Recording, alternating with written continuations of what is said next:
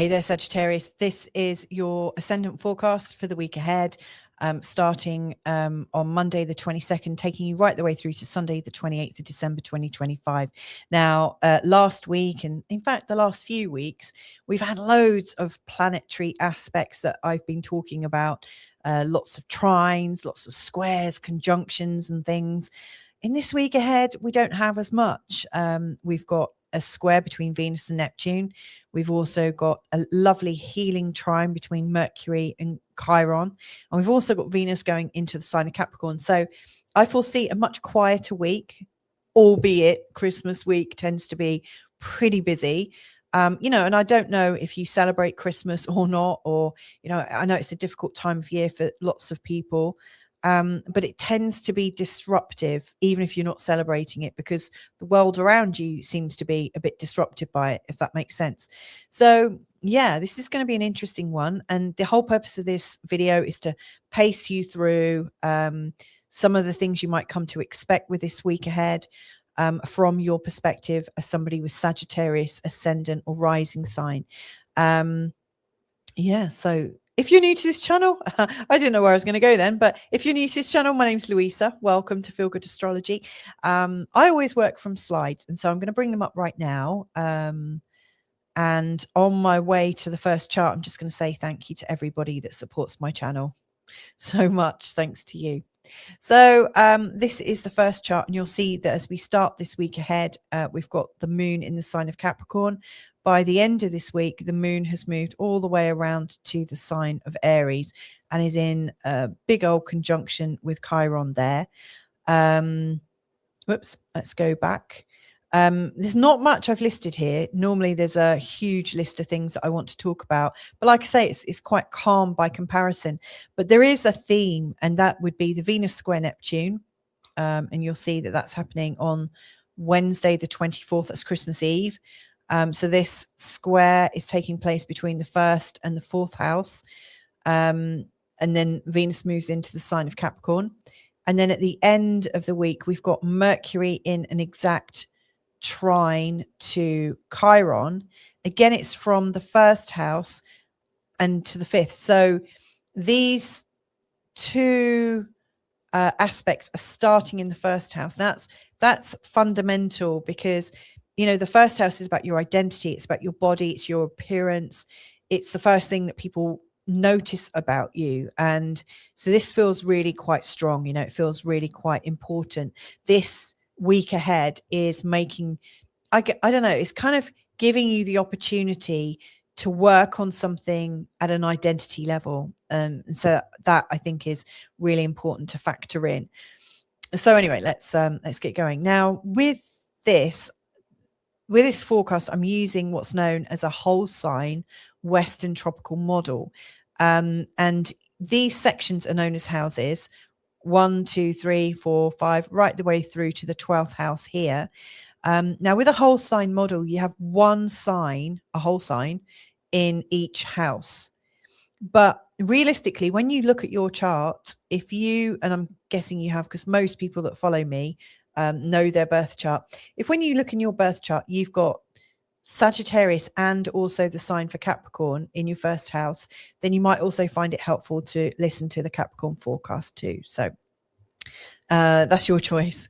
But let's dive in. So at the start of this, the moon is in Capricorn, but during Monday, it's going to go into a trine with Uranus. Then it's going to go into the sign of Aquarius and then come into an exact conjunction with Pluto. Now, Monday is a day, I think, that, let's look at the houses that these are in. The moon's in the second house and Uranus is in the sixth. The second is about your money and how you manage your money, and also a little bit about your self-esteem. And the sixth is about getting things done.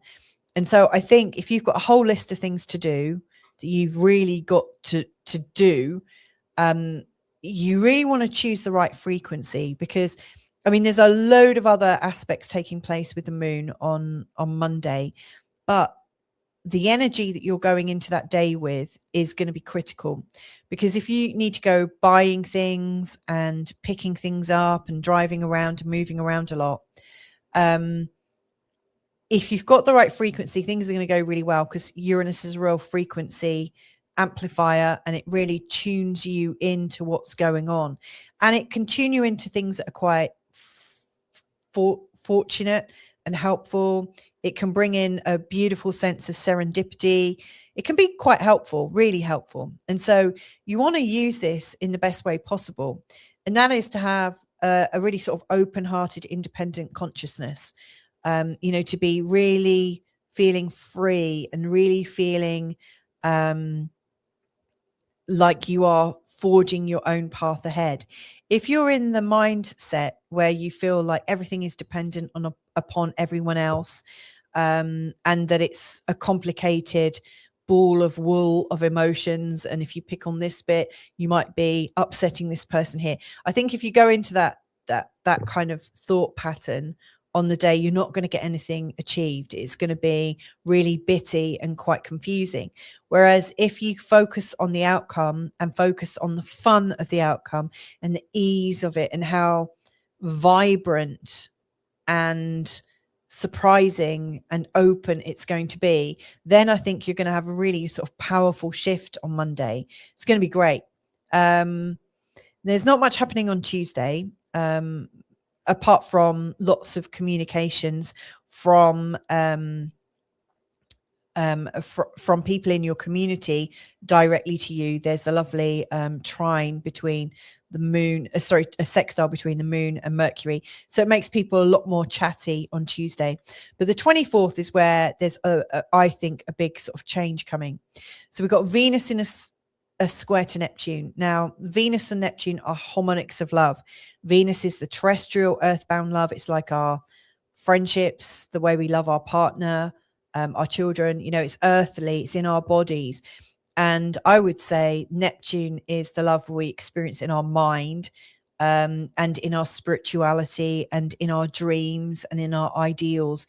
It can be so fantastical sometimes that we can delude ourselves a little bit. And this square, I think, is highly idealistic.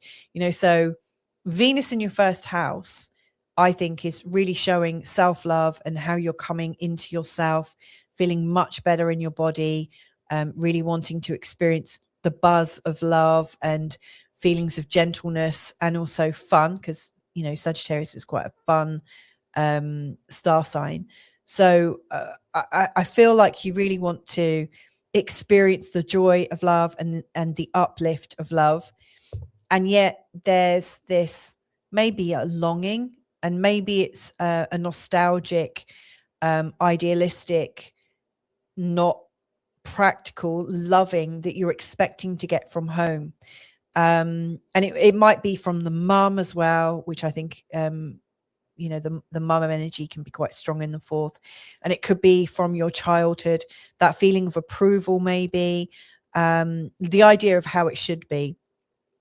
And so Venus in the square to Neptune might be bringing up some insecurities of where you've overgiven, you felt a bit of a victim. Things haven't gone as you've expected. And of course, this is kind of high stakes times, isn't it? If you've got people that you're going to be spending time with over Christmas, this could raise the stakes emotionally for you, especially if you're going to be spending time with family, because that's really when it comes up. That's when, we all become teenagers again, like we're grown-ups. We might be in our 30s, 40s, 50s, 60s. We go home, we're around our parents and our siblings, and all of a sudden we pick up that childhood mentality and the vocabulary and the language and the accent, and we become our younger selves. And so I think some of the pressure is building, most likely on Christmas Eve, and this square is showing up as, where the dream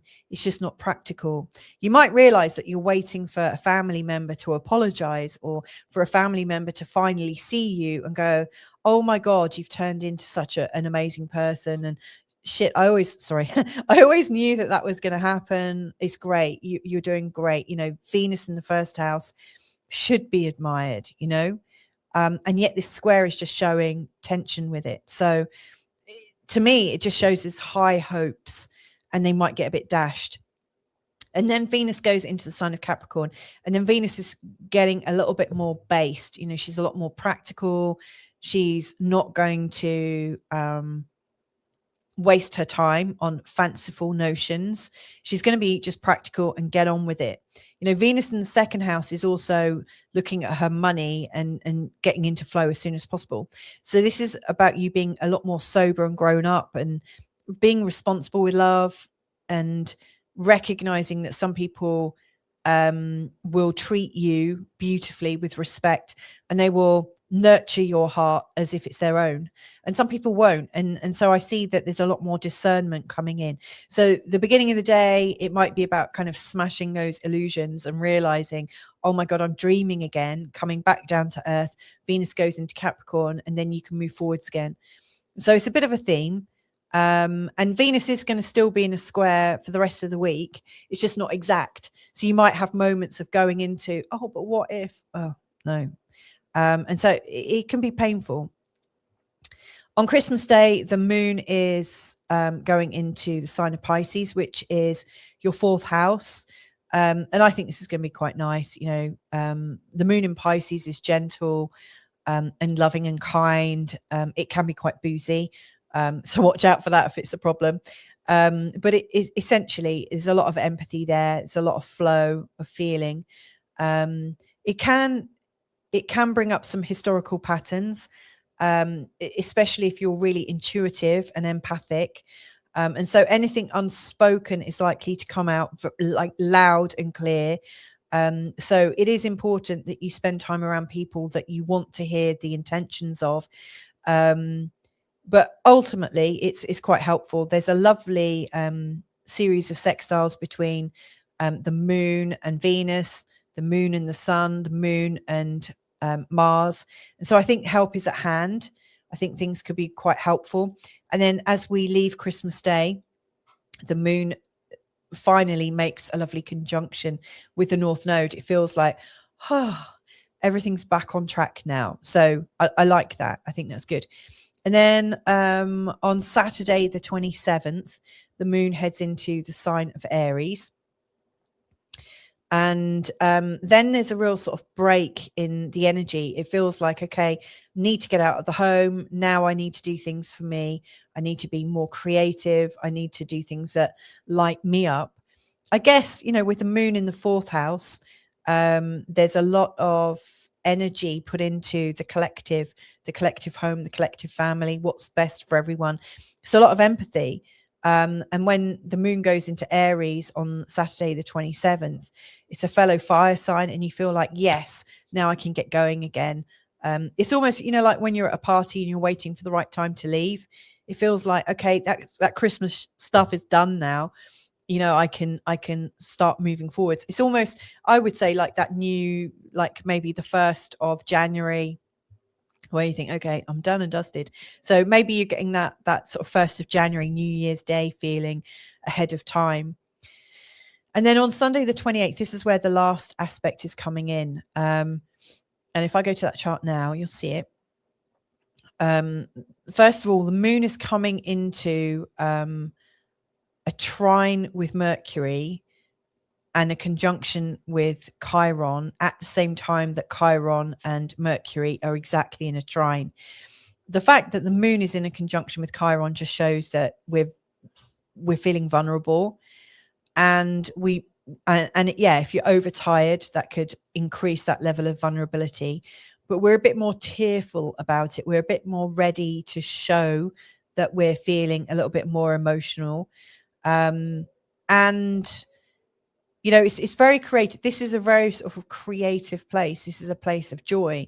And so if anything, whatever is coming up is there to bring you back into joy. It's not to get you upset so nothing happens. It's to get you to have a clearing so your creative energy comes back. Now Mercury is in the first house, which is all about your personality, who you're being right now. And so I think there's this lovely conversation really coming from the heart of who you are right now, not the heart of you as a child, or when you were like, I don't know, a specific age. This is about the you that's happening right now. And maybe you're talking to your inner child here, and having a lot of reverence here. But I just think there's a healing conversation to be had, which is gentle, it's thorough. Old wounds can surface, and hopefully be released with a sense of relief and wisdom, which I think Mercury in Sagittarius in a trine with Chiron can really, really bring about. So to me, this is about insight and really clearing down that residual upset. Now, I think that's going to leave us in a really good shape for starting the new year. To me, this is like the last of a really good series of aspects to kind of just break it down even further. So that's where I'm going to leave it. So you can see why I said at the start, this is about your feelings, your expectations, and moving beyond them. And I think it's a really, really powerful week. So I hope that's been helpful to you, Sagittarius. Wishing you a beautiful week ahead. Now, if you want more forecasts, more guidance, and you like what I do, then check out my free community. It's at a platform called school.com. You can get an app on your phone, which is really reliable and helpful. So it's www.school.com. You could just scan the QR code above my head. But beyond that, like if you want to learn astrology, I'm going to be running lessons, a whole three-term curriculum next year, also with the summer school. It's all available via my school platform. So check it out and hopefully I'll catch you there. But if not, have a beautiful week ahead. Truly, I hope you have a beautiful celebration, however you choose to celebrate or not. Have a good one. And hopefully I'll catch up with you soon. Lots of love. Bye for now.